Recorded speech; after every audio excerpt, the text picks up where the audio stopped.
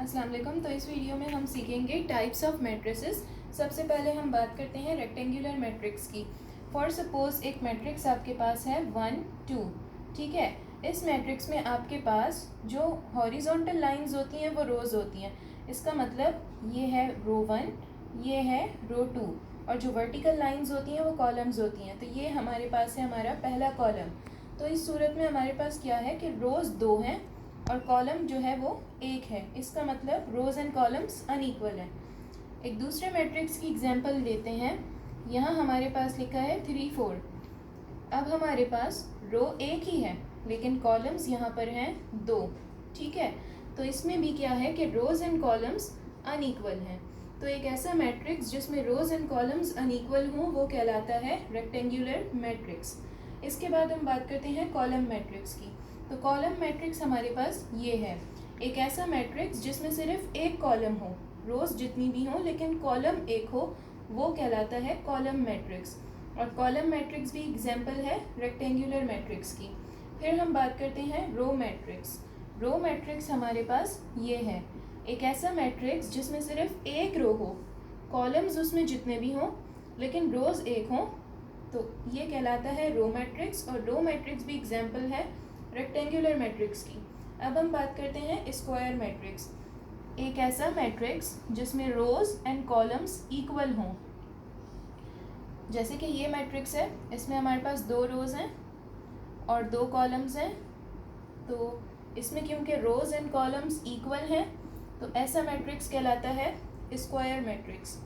अब आगे आप जितने भी मैट्रिसेस पढ़ेंगे, diagonal matrix, scalar matrix, null matrix और यूनिट मैट्रिक्स, ये सारे एग्जाम्पल हैं स्क्वायर मैट्रिक्स की, क्योंकि इन सारे मैट्रिसेस में रोज़ एंड कॉलम्स बराबर होते हैं।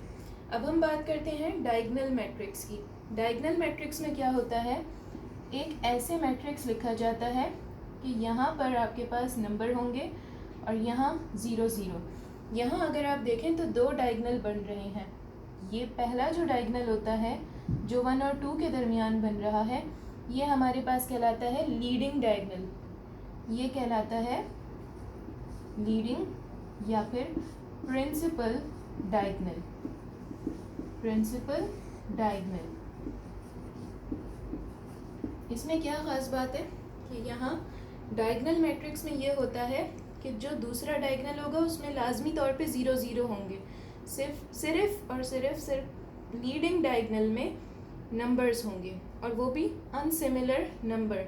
यहाँ 1 है तो यहाँ 1 नहीं होगा, यहाँ कोई और नंबर होगा। तो ये हमारे पास आ गया डायगोनल मैट्रिक्स। जब हम बात करते हैं स्केलर मैट्रिक्स की, तो स्केलर मैट्रिक्स में दोनों तरफ सेम नंबर होते हैं लीडिंग डायगोनल में। फॉर सपोज अगर हमारे पास इधर 4 है तो इधर भी 4 होगा। ये होता है स्केलर मैट्रिक्स। दूसरे डायगोनल में हमारे पास 0 0 ही होंगे लेकिन लीडिंग डायगोनल में सेम नंबर्स हों तो वो मैट्रिक्स कहलाता है स्केलर मैट्रिक्स। अगर हम बात करें नल मैट्रिक्स की, तो नल मैट्रिक्स में चारों तरफ 0 होते हैं।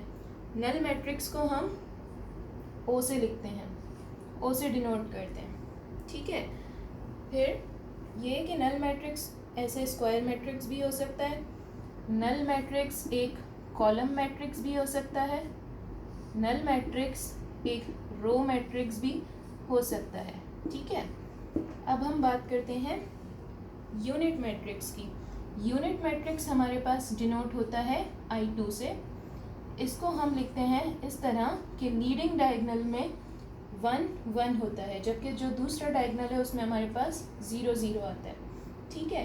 तो हमने पढ़ा रेक्टेंगुलर मैट्रिक्स जिसमें रोज़ एंड कॉलम्स इक्वल नहीं होती, कॉलम मैट्रिक्स जिसमें सिर्फ एक कॉलम होता है और ये एग्जाम्पल है रेक्टेंगुलर मैट्रिक्स की।